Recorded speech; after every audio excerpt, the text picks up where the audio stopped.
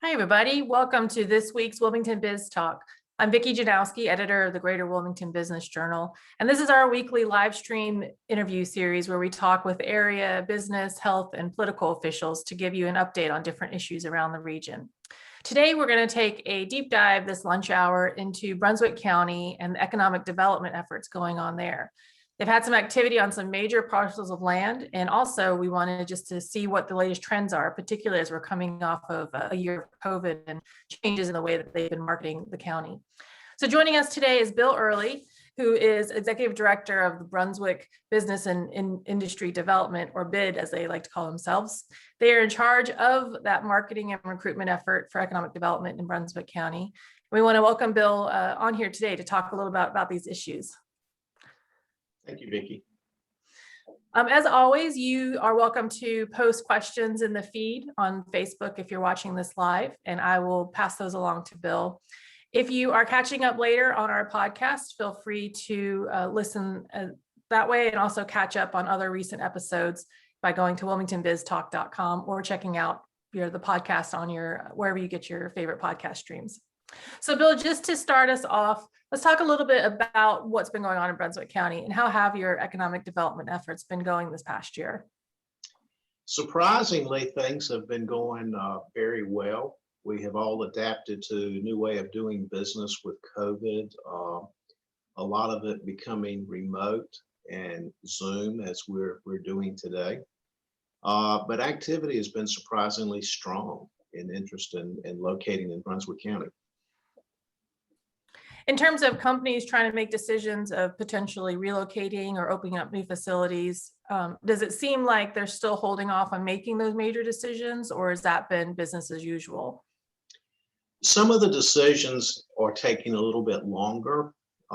With economic development, you can't ever predict how long it's going to take a company to make a decision.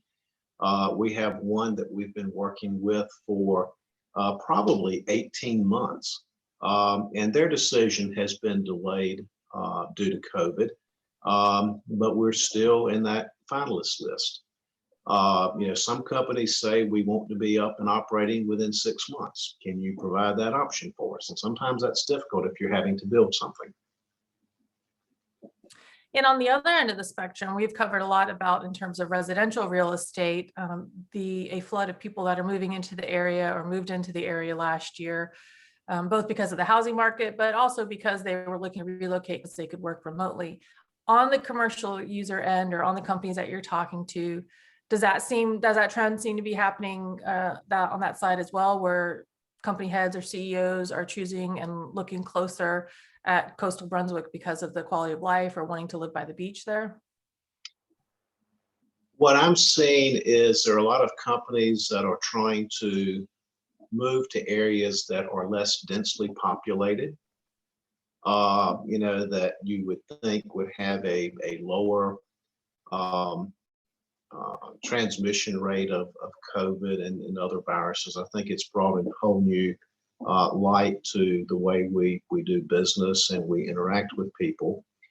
But what we're seeing is that a lot of the markets are from the Northeast US, New York, New Jersey, Pennsylvania areas. And we're trying to do some very specific marketing in those areas. They're the same areas in which a lot of our new residents have relocated from, trying to move out of the heavily populated, congested areas into areas that have great quality of life. And we've gone through a pretty extensive marketing exercise with a marketing firm to sort of help us develop our branding and messaging. And basically, we've come up with the message that we've got the infrastructure, resources that you need to operate a successful business here in Brunswick County, but also providing the lifestyle that's attractive to you and your employees. Yeah, and pre-COVID, that seemed like that was one of the reasons why Paycon moved into Brunswick County, correct? Wasn't there also a personal decision on the company head? Their decision was to locate in an area that would provide the ability for them to grow and attract a good labor force at competitive wages. And the lifestyle of the, coastal North Carolina was attractive to the company owners. It just so happens that we had a building that, worked perfectly for them. Initially, they were only looking at utilizing the largest portion, around 200,000 square feet, and possibly to sublease the remaining 100,000 square feet rear building. But due to COVID, their business has been even stronger and has grown more rapidly than they had anticipated. And they're fully utilizing 100% of that facility. I just met with them a few weeks ago. Their 5-year employment projection was to be around 299. And as of about 2 weeks ago, they were already up to 160. They have 9 lines that are currently operating and have 2 more scheduled for delivery in the next few months. And I guess we should say for folks who might not be familiar with them, a little bit about what they do, what they manufacture, since we're talking about their business had increased actually last year. Right. Paycon actually produces a variety of products. The one that is really their driving focus right now is a contract supplier for Clorox wipes. As you know, with COVID, there's been a huge demand of that. There have been shortages, and they have just been producing at full steam ahead. In addition to that, some of the other products they manufacture are like the makeup removers from Burt's Bees.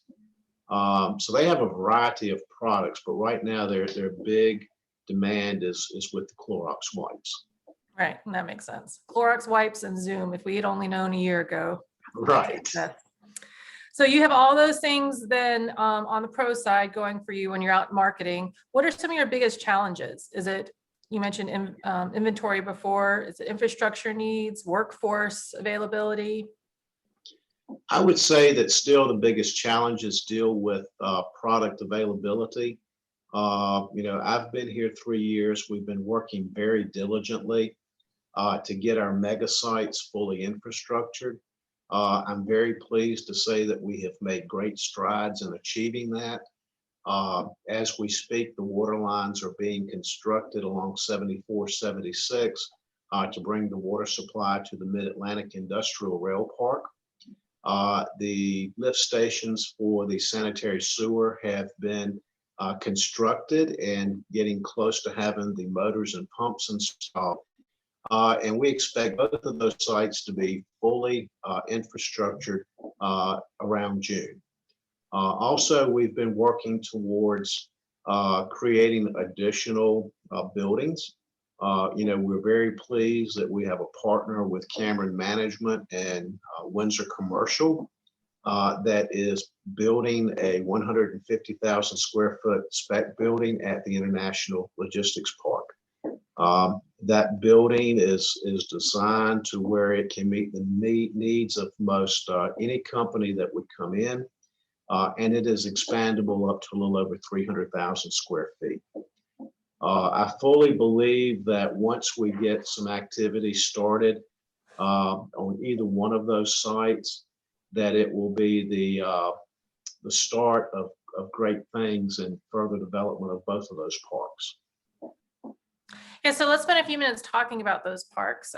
And one reason why I wanted to have you on today is because tomorrow's Business Journal cover story is about updates on those 2 mega sites, as we were just saying. So Brunswick County has these 2 very large parcels of undeveloped land, about 1,000 acres each, over by the Columbus County line. And I know they've been that way for quite some time, and always been for a long time been looked at for development into 2 separate industrial parks. But like you mentioned, there's been movement recently on it. And one of those being, we'll kind of take these piece by piece, but you mentioned water lines and sewer pumps, which probably is not the most exciting thing to think about, but how key is it to have the infrastructure finally in those properties in order to turn them into potential industrial parks? I believe that not having that has been or has caused delays in developing those properties. As I shared earlier, sometimes companies come in and say, look, we want to build 1 million square feet and we need to be, ready to start operations within 6 months. That's a highly aggressive schedule. And when I started, we were looking at the water lines in the county's CIP being 5 years out. I was able to work with Brunswick County to move those projects up. We got the engineering and design, which was about a year process, completed the second year, and the county did approve the following year funding for the construction of those water lines. We did delay construction for around 6 months in hopes of getting an EDA grant in which we could also include the elevated water tank. But unfortunately, EDA did not have adequate funds to fund all the projects that came in. So Brunswick County decided to go ahead and construct the water lines. So having those in place, it takes away potential delay for companies and being able to start once they complete construction of their building. Because I imagine when you're talking with companies, you're competing with other parts of the Southeast or maybe other parts of the country where they already have infrastructure ready or potentially even site ready buildings for employers to move in, right? That is correct. And then on the building side of it, you mentioned this a minute ago with the International Commerce Center and the deal with Cameron Management. So explain a little bit more about that to our viewers. So this is going to be the first building in the industrial park, correct? Yes, it will. And, it has given us an opportunity to be able to respond to more requests from the state. Having the building planned, designed, and ready for construction.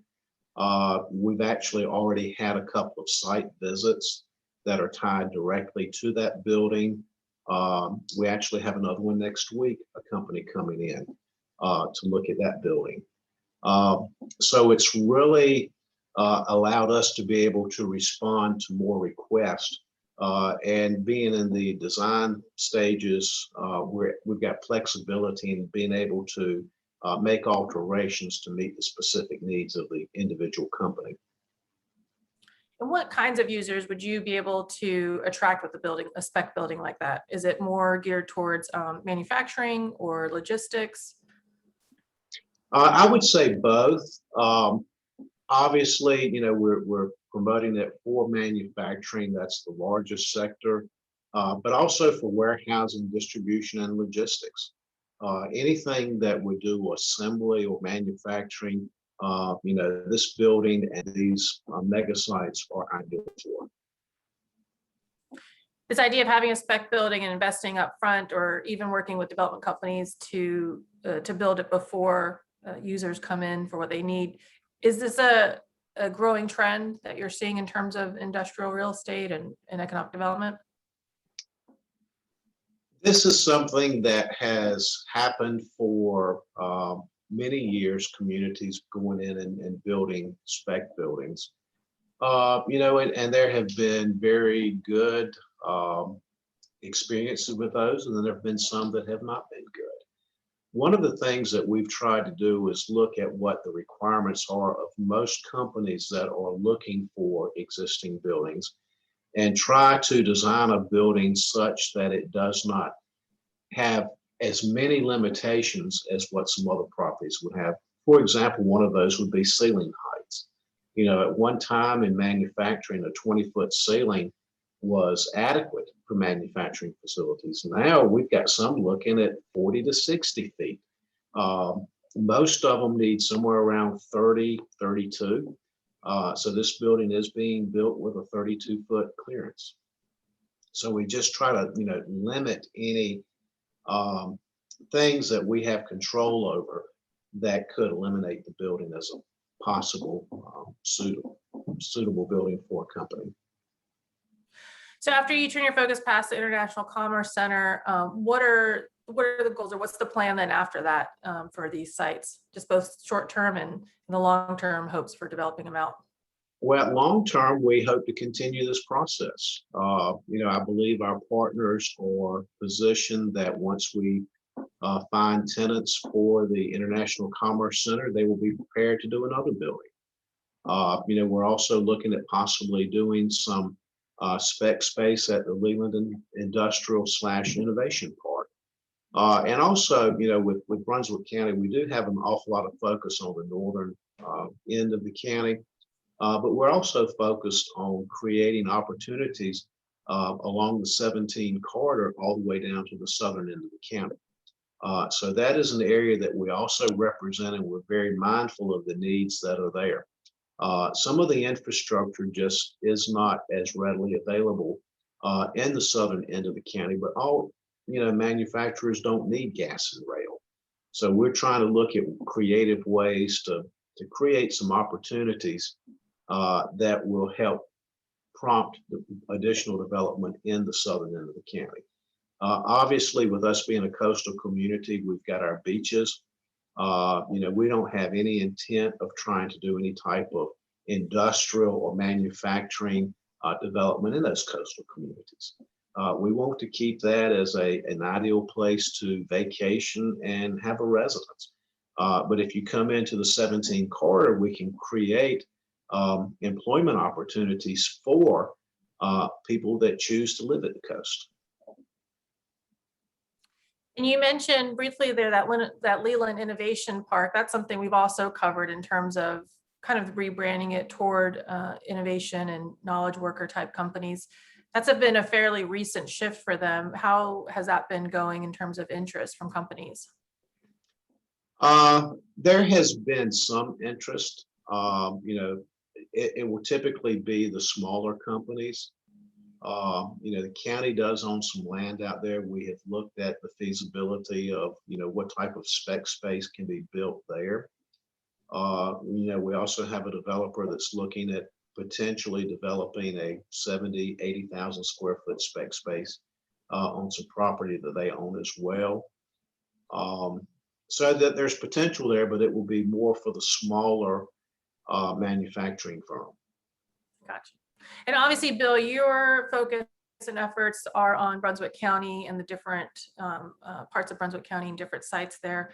But as we all know, economic development does not exist in a vacuum, and it's part of the region. For many years, the regional connections have been discussed, and the partnerships between, or how much collaboration and communication occurs across counties. How do you feel like that's going currently?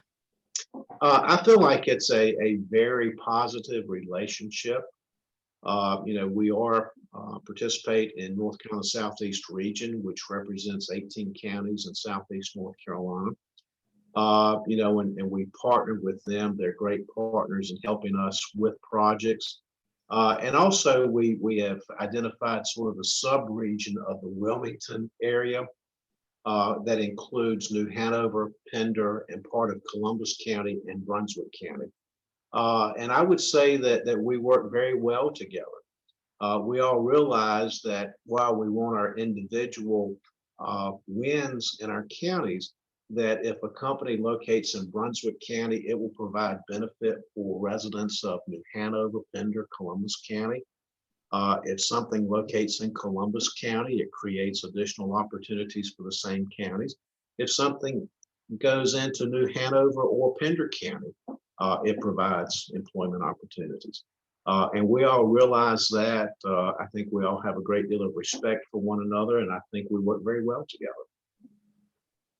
And another regional topic that is expected to come back up is the issue of the census MSA. So several years ago, Brunswick County was part of the Wilmington MSA, and then based on the previous census was reallocated and moved over to join Myrtle Beach's MSA.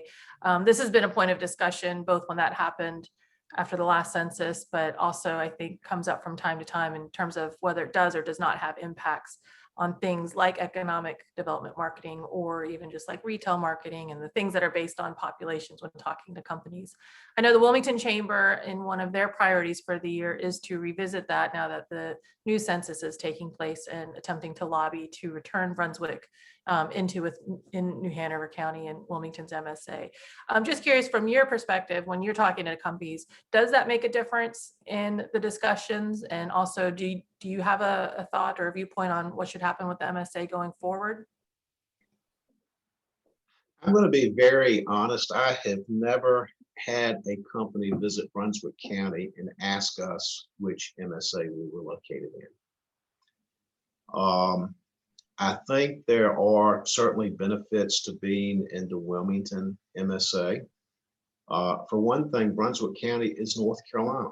We're not South Carolina. And that does have some effect on some of the federal highway dollars that come down. With us being in the Myrtle Beach MSA, some of North Carolina's funding actually goes to them. So we have to work cross state lines for some of these transportation dollars. It just makes more sense to me personally if we were part of a North Carolina MSA. So I think it's a very good thing to try to have us return to the Wilmington MSA. One of the things that gives us, I believe, a sort of a unique situation is Brunswick County is a very large county. If I'm in the far northern end, it can take me an hour to get to the southern border. That's a lot of land to cover. And we are also sandwiched between two MSAs. So when we put information together for prospective companies on our labor pool, we're actually able to pull from both MSAs. So in some ways, that's an advantage to be able to show that. All right, Bill, I don't want to hold you up too much longer, and I appreciate you covering a lot of ground today so we could get an update on what's going on in Brunswick. Want to point out again to everybody, if you want more information about what the future of those industrial megasites are, pick up a copy of the Business Journal tomorrow. If you want to catch up on previous episodes of Wilmington Biz Talk, you can always find them on your podcast streamer. Thank you, everybody, for joining us today. I know severe weather is coming in this afternoon, so stay safe out there, and we will see you back here again next Thursday at noon.